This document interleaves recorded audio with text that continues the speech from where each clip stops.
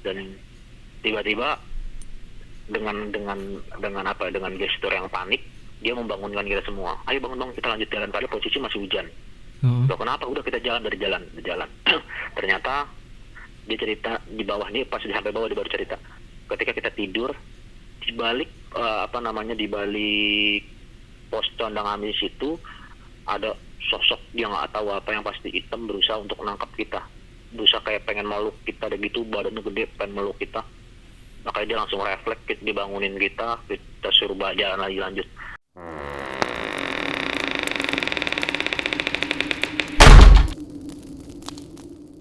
Kita bangun tenda hujan-hujanan. Merinding gua. Suwe. Bangun tenda hujan-hujanan. Jadi posisinya tenda kita dempetan, ada 3 tenda, dan di sebelah kanannya itu ada pohonnya lumayan besar. Pada saat hujan bangun tenda, mungkin gue juga kecapean dan halusinasi mungkin ya. Gue berasa di bawah pohon itu ada yang ngeliatin gue. Ada yang ngeliatin, tapi gue pikir gue kecapean, halusinasi doang. Biarin aja. Yeah. Biarin kita bangun tenda. Dan ini di hari keduanya kita turun ke puncak, sampai di bawah. Kita niatnya besok pagi mau turun, tapi salah satu teman kita nih, namanya Alam, kita ada namanya Alam, dia bilang kita harus turun sekarang. Kenapa? Kita kan di manajemen jalan kita turun besok pagi. Gue salah lihat schedule, ternyata besok malam gue harus kerja, dan kita paginya harus udah pulang ke Jakarta. Dan di situ anak-anak udah benar-benar nggak tahu harus kayak gimana lagi nih. Satu sisi kita mau istirahat, tapi di satu sisi teman kita mau kerja nih. Akhirnya kita istirahat sebentar, makan. Gue sempet tidur, dan posisinya juga hujan tuh waktu itu. Hujan lumayan deras. Jam 9 gue dibangunin, Jar, kita turun. Alam besok malam mau kerja. Oh ya udah, mau gimana? Ada keputusan bareng-bareng berarti. Iya. Ya kita turun, kita packing, udah selesai packing, mulailah kita turun. Iya. Mulai kita turun. Dan sepanjang dari jalan Tanjakan Seruni, turunan Tanjakan Seruni itu, posisi gue selalu ada di belakang. Gue ada di swiper ya. Dan swiper, terus gue selalu merasa di belakang gue ada cewek ngobrol berdua. Dari Tanjakan Seruni? Dari mulai Tanjakan Seruni. Ada cewek, tapi gue pikir mungkin gue kecapean, atau ini mungkin ada suara-suara apa, angin atau suara apa. Gue berusaha untuk selalu berpikir positif. Gue tetap jalan terus sampai kita ketemu sama pos kuburan kuda. Di pos kuburan kuda itu, kuburan kuda atau kandang kuda? Kuburan kuda kayaknya. Kuburan kuda benar. Iya, di kuburan kuda. Sampai di turunannya itu ada undakan yang tingginya sekitar berapa ya? Lumayan lah, setengah meter mungkin ya. Kurang ini nggak ngitung juga. Pokoknya lumayan tinggi dan agak sedikit mustahil ketika orang bawa keril dengan beban yang lumayan berat loncat lagi dari bawah untuk ke atas. Loncat lagi tanpa bantuan dari orang. Dan kita turun, posisinya kalau nggak salah ada 2 orang di depan gua, itu namanya Mulyadi. Mulyadi turun, tiba-tiba dia loncat lagi ke atas, langsung ngumpet di balik kerilnya. Gue lupa, gue benar-benar lupa di belakangnya siapa, yang pasti dia ngumpet di belakang badannya temen gue. Ngumpet. Gue nggak tahu dia lihat apa, gue nggak tahu sama sekali, nggak ada yang tahu. Tapi gue cuma bilang gini, Mul, jalan terus, kita nggak ngapa-ngapain, permisi aja. Akhirnya Mul beraniin jalan, tapi tetap posisinya nunduk dan ngumpet di belakang keril temen gue itu. Oke, kita jalan terus, dan situ udah mulai tuh suara-suara udah mulai lumayan jelas tuh di belakang gue, tapi gue berusaha positif terus. Sampai gue lupa urutannya, gue ketemu jalan cabang atau gue ketemu condang amis dulu. Pokoknya taruhlah gue ketemu jalan cabang dulu. Jadi ada beberapa jalan cabang yang posisi si leadernya ini waktu itu, leadernya namanya Endik. Leadernya Endik, dia sempat berdebat dengan Alam, yang orang ada di belakang dia, orang kedua setelah leader. Antara ngambil jalur kanan atau jalur kiri, berapa kali debat sampai akhirnya ketemu pecahan lagi. Dia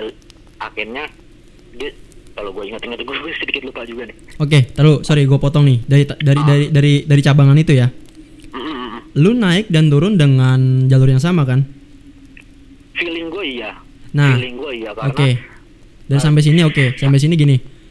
Apa lu nggak nyadar pas lu naik ada cabang itu? Ada jalan cabang itu? gue pas naik bener-bener nggak ngelewatin.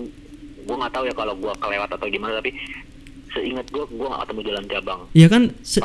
Yang gua tahu posisi lu pas naik ada di kedua kalau nggak salah, barisan kedua kan? Iya, kalau naik gue ganti-gantian tuh, ada di kedua, nanti ada di tengah, nanti ada di belakang, ganti-gantian tuh kalau naik. Oh, oke. Tapi kalau pas turun gue benar-benar di sweeper. Nah, ketemu jalan cabang dimulai berdebat. Oh sorry, ini sebetulnya nanti setelah ngelewatin Condang Amis. Oh, oke. Tapi nggak apa-apa, gue ceritain dulu aja. Dia ngelewatin jalan cabang berdebat, akhirnya gua itu adalah orang yang kita tuakan lah, umurnya lebih tua di antara kita bersepuluh nih, dia yang paling tua. Dia memutuskan ya udah, gua paling depan, Endik pindah di belakang gua, ada di depan gua sorry, Endik pindah di depan gua, udah jalan tuh. Nah itu ngongkap tuh ceritanya. Sebetulnya kita sampai dulu di Condang Amis. Di Condang Amis itu hujan lumayan deras, lumayan gerimis banyak gitu. Akhirnya kita berhenti di situ di Condang Amis. Condang Amis kita istirahat. Yang gua lupa ceritain, ini mitos. Sekali lagi ini mitos, boleh dipercaya boleh enggak. Gua dengar dari teman-teman pendaki lain bahwa di Gunung Ciremai itu gue nggak tahu dilarang atau nggak boleh atau gimana, nggak ada peraturan tertulisnya juga bahwa jangan bakar sampah katanya, karena nanti bakal ditunjukin siluman, dibilangnya sih siluman macan bilangnya, mitos orang sana. Tapi gue juga percaya nggak percaya, tapi yang gue alamin ketika kita istirahat di pos Condang Amis tuh semacam kayak apa ya, kayak pos, kayak shelter gitu, kayak semi rumah. Kita sebagian ada yang jongkok, hampir semua tertidur, hanya tinggal satu orang yang melek. Gue lupa antara Endik atau Tegek, yang pasti dia melek sendiri sambil bakar sampah. Dan tiba-tiba dengan gestur yang panik, dia membangunkan kita semua. Ayo bangun, kita lanjut jalan. Padahal posisi masih hujan. Loh kenapa? Udah kita jalan dari jalan. Ternyata dia cerita di bawah nih, pas sampai bawah dia baru cerita. Ketika kita tidur di balik di balik pos Condang Amis itu ada sosok dia nggak tahu apa, yang pasti hitam, berusaha untuk menangkap kita, berusaha kayak pengen meluk kita, ada gitu badannya gede pengen meluk kita. Makanya dia langsung refleks, dibangunin kita suruh jalan lanjut. Udah kita jalan lanjut. Nah cerita tadi yang ketemu cabang yang akhirnya posisi leader diganti oleh orang di depan gua, yang itu Bang Kosim. Iya. Bang Kosim, dan ternyata si Hendik ini di depan gua, yang tadinya leader, yang pindah ke depan gua, juga mendengarkan apa yang gua dengarkan selama turun dari tanjakan Seruni sampai tempat itu. Pas sudah tuker sama Bang Kosim kan? Kan dia switch tuh antara Hendik yang tadinya leader pindah di depan gua, sedangkan Bang Kosim jadi leader. Ternyata si Endik juga dengar apa yang gue dengar. Salahnya dia berusaha mencari sumber suara dengan cara pakai senter. Dia coba cari, akhirnya nggak ketemu. Emang nggak ada apa-apa. Jalan lagi, ada suara lagi, dicari-cari sampai nggak tahu yang keberapa dia nyari, dia jatuh. Gue di belakangnya otomatis refleks untuk bangunin dia. Bangun. Nggak sampai 5 langkah, mungkin 2 atau 3 langkah itu gantian gue yang jatuh. Dan gue nggak tahu ini jatuh wajar apa enggak, tapi menurut gue ini agak kurang wajar karena gue jatuh posisi waktu itu carrier lokal Siox, kapasitas 100 liter, itu posisinya mental di gue sekitar 5-7 meter mungkin ya, lumayan jauh mental. Jadi kalau gue jatuh, kayaknya agak mustahil kalau Carol sampai mental sejauh itu. Iya, yang artinya kalau misalkan lu jatuh karena kepleset, nggak mungkin sejauh itu mental ya kan? Iya, benar banget. Tapi sekali lagi gue selalu berpikir positif dan nggak mau share ini ke anak-anak dulu. Ya udah lanjut jalan. Walaupun waktu itu kaki gue lumayan kena, agak sedikit sakit, tapi gue tahan aja. Kita jalan terus, dan nggak cuma gue sih yang ngerasa kita ngelewatin pelang yang sama. Ngelewatin tanda-tanda yang sama, bahkan gue kesandung akar di pohon yang ada pelangnya itu hampir 3 kali. 2 sampai 3 kali gue kesandung, gue lihat pohonnya ada tulisan gue lupa sign it apa ya, kayak ini sih jagalah kebersihan atau buang sampah pada tempatnya gitu. Ada stikernya, stiker komunitas gitu. Oke, sekali sandung gue lihat, 2 kali sandung gue lihat ada lagi, ketiga kali sandung gue lihat itu lagi, dan posisinya, bentuknya semuanya persis. Lu yakin itu? Yakin?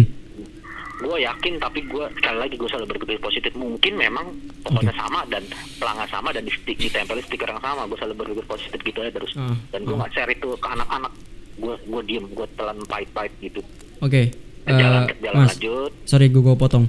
Yang gue sempet nangkep si Mas Hendri ini kan dia kan yang ngebuka jalan ya awal pertama kan. Dia tuh sempat kayak ngomong sendiri gitu. Bener nggak sih? Itu pas semasa udah nemuin jalan cabang atau sebelum itu? Jadi kan kita ketemu jalan cabang itu nggak sekali, 2 atau 3 kali, gue juga kurang ingat juga. Oke. Sempat debat di cabang pertama, cabang kedua, sebelum cabang terakhir yang dia akhirnya switch posisi dengan orang di depan 2, dia itu ngegerutu nih. Menurut cerita orang di belakangnya si Alam, dan waktu itu gue lupa di belakang Alam siapa.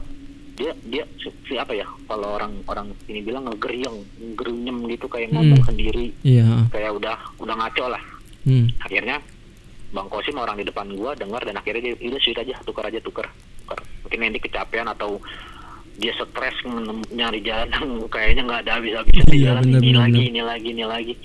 Kira di sweet tuh. Nah itu posisinya pas kita bertemu cabang 2 atau sampai 3 kali. Tapi setelah di sweet dia udah mulai normal tuh. Tapi salahnya, gue nggak tahu ini salah atau enggak, tapi dia nyari sumber suara yang lu denger juga. Iya, yang gue dengar juga, dan itu jelas suara perempuan lagi ngobrol berdua.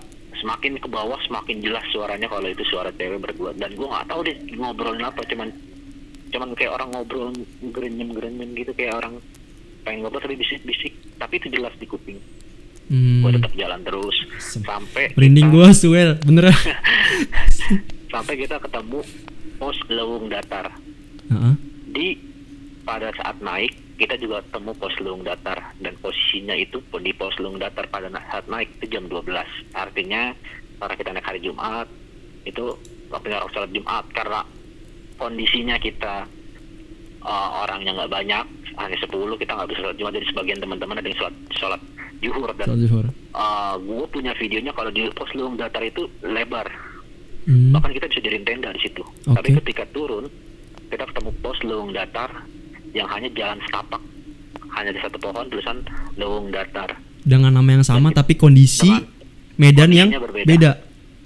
Tapi gue berpikir positif di situ. Mungkin aja kita ada 2 jalur dengan pos yang sama, ini mungkin jalur lama atau yang sana itu jalur baru, mungkin aja kayak gitu. Dan posisinya ketika kita turun di pos Lewung Datar itu azan subuh, sudah masuk subuh. Otomatis kita berhenti, dan saat kita berhenti, kita lihat di depan kita jalan agak cukup turun. Kita lihat depan kita udah lampu perkampungan, udah jelas itu lampu. Akhirnya kita udah sedikit lega nih, kita dikit lagi sampai nih kayaknya desa Cibunar, karena lampu-lampunya tuh udah kelihatan jelas. Akhirnya kita duduk, kita ngopi lagi sambil nungguin azan selesai. Kita ngerokok, azan selesai, kita diri mau lanjut jalan. Kita lihat ke depan, itu cuman ada pohon, nggak ada, bahkan langit pun nggak kelihatan, cuma ada pohon-pohon, gelap sama sekali nggak kelihatan, rumah sama sekali nggak kelihatan, lampu-lampu cuman gelap aja. Di situ nggak ada yang ngomong, semuanya merasa, semuanya tahu, di situ nggak ada yang ngomong. Kita jalan terus, jalan sampai kita ketemu jalan yang dari jalan setapak, jalan yang cuma muat 1 atau 2 orang, kita ketemu jalan yang luas. Seperti hutan pinus. Seperti hutan pinus. Nah, memang di Cibunar itu ada hutan pinus. Ada hutan pinus yang biasa tempat orang-orang camping. Kita lewat hutan pinus, tapi yang bisa gue pastiin bahwa kita naik nggak lewat situ, karena kita naik tidak ada kayak semacam campground gitu, ada tapi posisinya jauh. Dan kita lewat itu kita ketemu sama pertama satu gubuk yang lumayan udah reot, dan gue bisa pastiin kalau itu udah nggak ada udah nggak ditinggalin sama orang atau nggak ada yang jualan, mungkin di situ udah nggak ada. Kita jalan lagi sampai kita ketemu gubuk kedua. Di gubuk kedua itu ada lampu kuning nyala di dalam, dan dari sela-sela pintu kita lihat ada rokok yang artinya kita merasa oh itu mungkin ada orang tidur di dalam kali. Kita misi pak, karena ada rokok nyala berarti ada orang. Ada orang, iya.